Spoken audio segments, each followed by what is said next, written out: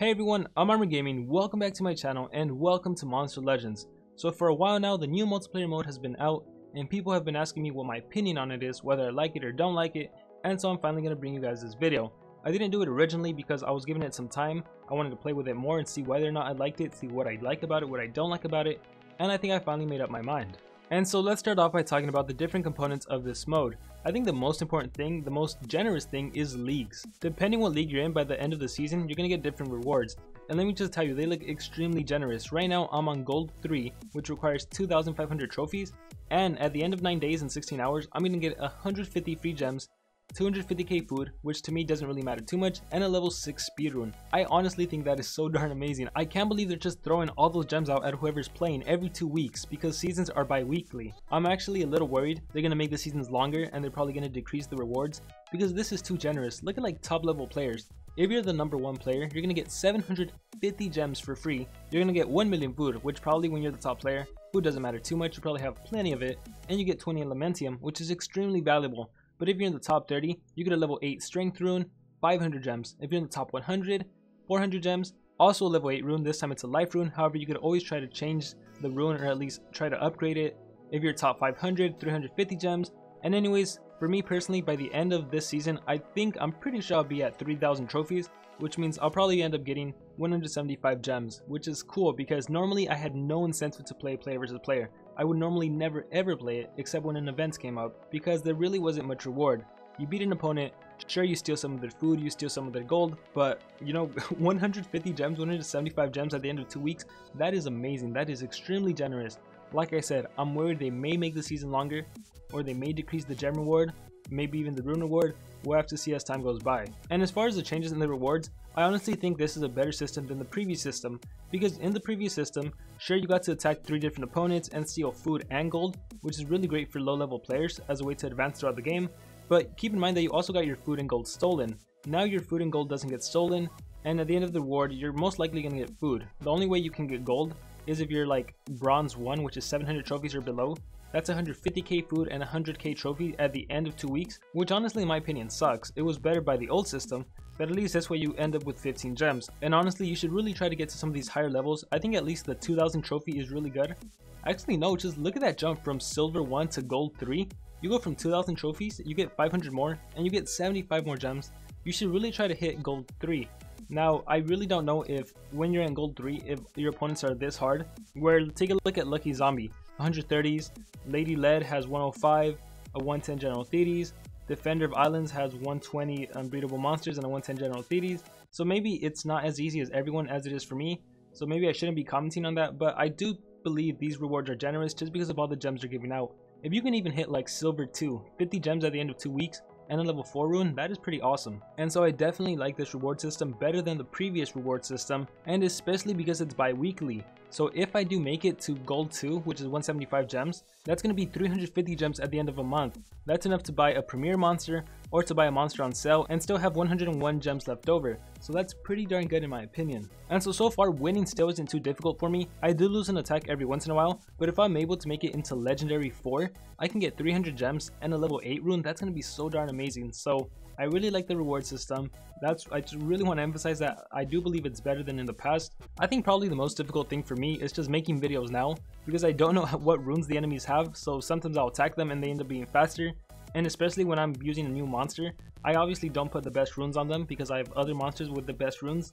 So it's really hard to find an opponent that I know I can beat for sure, or at least I have a really good chance again because I can't see those darn runes. Now as far as this league system, I do believe it's better. I like that we can't see the runes because we are competing for rankings, we're trying to be the top player.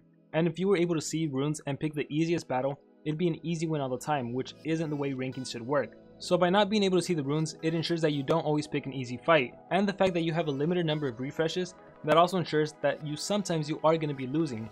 Taking a look at my battle log, let me scroll down, attack 1, attack 1, attack 1. So lots of successful attacks. Defenses, you'll notice I always lose my defenses.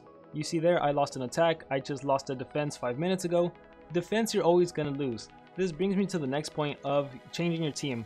I notice a lot of people don't like the fact that your defense team can't be used in other parts of the game, like in dungeons. Honestly, most of the time, unless you have level 130s with level 10 runes, your defense team is probably not going to win, because the way to choose battle now is by taking a look at what level the opponent is. For example, I will never ever fight Lucky Zombie because he has a 130 Frostbite, a 130 Mercurius, and a 130 Oros. I can imagine that Frostbite, from my knowledge of the game, that's going to have 3 speedruns. There's no way I can go first and deny him. Taking a look at Lady Lead, there's a General Thetis. I'm going to imagine, I don't know for sure, but I'm going to imagine it's a General Thetis with level 10 speedruns, and that Voltic, if he gets a turn in, he'll probably kill me, so I'm not going to take on Lady Lead. Defender Valens, same thing, level 110 General Thetis. The 2 beatable monsters probably aren't that difficult, but if I get denied by General Thetis, I'm done for. So even though we can't look at the runes anymore, just by looking at the level and knowing what skills the monster has and knowing what potential runes they can have, that's how you have to pick your battles. So this team I'd never go up against. The same can be said for if someone's choosing to attack me. When they see 3 monsters with 115, they have to diagnose the monsters and try to figure out if they can beat him. Balthasar, honestly, he's not that hard to beat. He only has attack skills, no deny skills, he's immune to possession, easy to deny. The same can be said for Bella. She does have hardened, so you may not deny her, but as far as skills, she really can't deny you either. And then we have Lamu, who's also hardened, so you may not be able to land an AoE deny, but Lamu really can't do anything to you. Sure, she can apply one random negative effect, but sometimes those negative effect sucks, and sure, she can possess you, but you know, for my defense, I don't really have any solid monsters. And so honestly, what I recommend to a lot of people, don't even worry about defense. You can honestly put the weakest monsters, like, they're gonna win anyways, and if you are really concerned about not being able to use your strong monsters in dungeon, just go ahead and put your weakest monsters on defense. For the majority of players, honestly, if you're a more experienced player and you have level 130s, you have level 10 runes, that's a good defense. Make sure you keep that defense, that way you don't lose any trophies. But for the majority of players that have level 100 monsters with maybe level 5, 6, 7, 8 runes, it doesn't matter if those monsters are on defense, because all someone has to do is click refresh and they can just bring stronger monsters. For example, right here, I probably can't beat a 130 Thetis. I probably can't beat a 130 Thetis. Over here, looking at the last guy, that looks beatable. I'm gonna fight him. I'm gonna press yes, and really, like, there is no amount of runes they can have that'll make them extremely difficult. I'm imagining lots of life runes, team life runes. That's what I was expecting. I can press fight. I can deny them. I'm gonna do Glacial on Altus's pet. What do they have? Are they both mountain? I forget. Yeah, they're both mountain, so I can't even deny them. So I'll do Glacial Snowstorm here.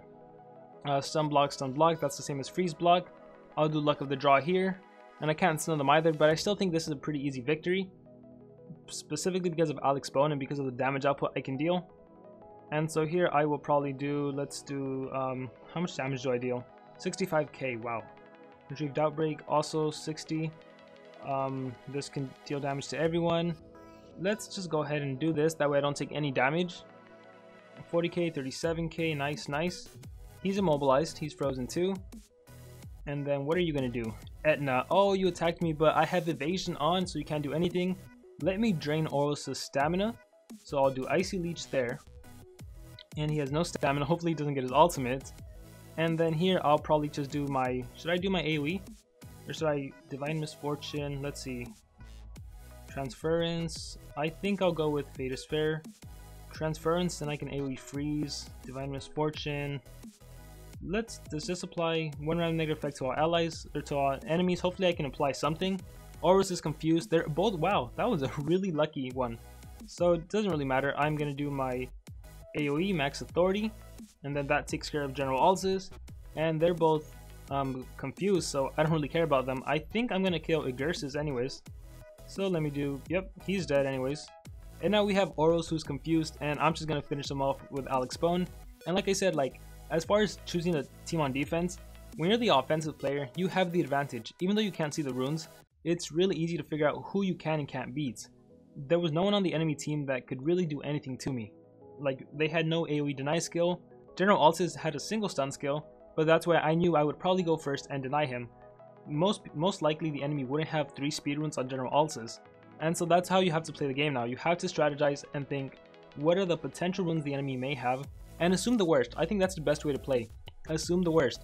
For example, King Jesus, 130 Krampus, I'm assuming he has level 10 speedruns. He may not have level 10 speedruns, but that's my assumption, so I'm not going to fight him. Firewheel, Timerion, Ledovec, 120, Lamu, 120. I'm going to assume they have level 10 runes, not going to fight him. Kelly over here has a 105 Varuna, may have level 10 speedruns. Musu may have level 10 team speedruns. Oro is level 100. Honestly, I don't know about this battle. If that Varuna goes first, I'm in deep trouble. If Varuna doesn't go first, I'm not really in trouble. So you could always take a gamble or you can refresh. I'm going to go ahead and refresh. And here we have some difficult enemies yet again. 130 General Thetes, 130 Generals. I don't want to take on the first guy. 120 General Thetes on the right, don't want to take that on. The middle isn't too bad. A 115 Lao Mu, a 110 Super Tomato, and a 110 Mega Ostium. However, it is kind of bad because if that Lao Mu goes first and possesses my main denier, which is Frostbite, then I'm in trouble. So I'm not even going to try with this one. Click refresh again. I also do like that they decrease the price on refresh, because before it went up to 1 million. I believe right now it doesn't even reach like 500,000. Anyways, I think I have a good chance of taking on Angel. There are VIP monsters which may not get immobilized, but they don't really have any deny abilities. Scar can apply 2 negative effects, but we'll go ahead and see what happens. Yeah, it was likely that no one's running speed runes. Let's try to go against Scar since he does have those 2 negative effects. And Glacial Snowstorm, and luckily for me, everyone got denied. I can give my whole team double damage and increased accuracy, which means my next attack won't be missing. And the cool thing about this is that Alex Bone is slower than Kai the Eradicator, than Scar and Balthasar, which means I can actually do my AoE stun. And it'll definitely land on Balthasar, and it'll most likely land on Scar the Outcast. I can also just deal like 60k damage to Scar, yeah, 64k, so I am going to do AoE stun. Balthasar is immobilized, and Scar is immobilized, and Kai, he was already immobilized. Anyways, moving on over to Frostbite, I can do my AoE free skill, deal a nice amount of damage to everyone, and immobilize Kai yet again. So let's do Piercing Rainfall. Alright, everyone's frozen. I believe Incognita could probably kill Balthasar and maybe Kai the Eradicator. No, not enough damage on Kai, but close to killing them. So, do my ultimate. Keep in mind that my attacks aren't going to be missing because I have increased accuracy. So I know for sure all of my attacks are going to land, and I can do my other AoE skill, my Cellmate. Oh, even better, I have Tan the Wise, my ultimate attack. So I'll do Tan the Wise and get rid of the VIP monsters, and there we go. Like I said, you may not be able to see the runes, but you can still infer what kind of runes they may have and whether or not you can go first or not. So the defense isn't that important. It's only important if you're like an elite player that has the high level runes, the level 10 runes, and the 130s. Other than that, you could have like level 120s, right? You can have your monsters with level 120, but all that's gonna happen is the person with level 130 monster is gonna come along and they're gonna wreck your defense. Which is why I'm saying don't give too much importance to your defense. If you're really concerned that you can't use them in dungeons, just forget about your defense. Put the lowest monsters, put semi-strong monsters, use your strong monsters for your attack team, and use them for dungeons. Let me refresh because these are kind of difficult. Actually, the one on the far right wasn't that bad, and I'm gonna skip these two. I'm actually curious what the max refresh cost is. Let me keep refreshing. I hope this doesn't bite me in the butt. So it's 160k now, and I believe you only have one more refresh, but I'm not gonna do it because right here on the far right, that is a rather easy win.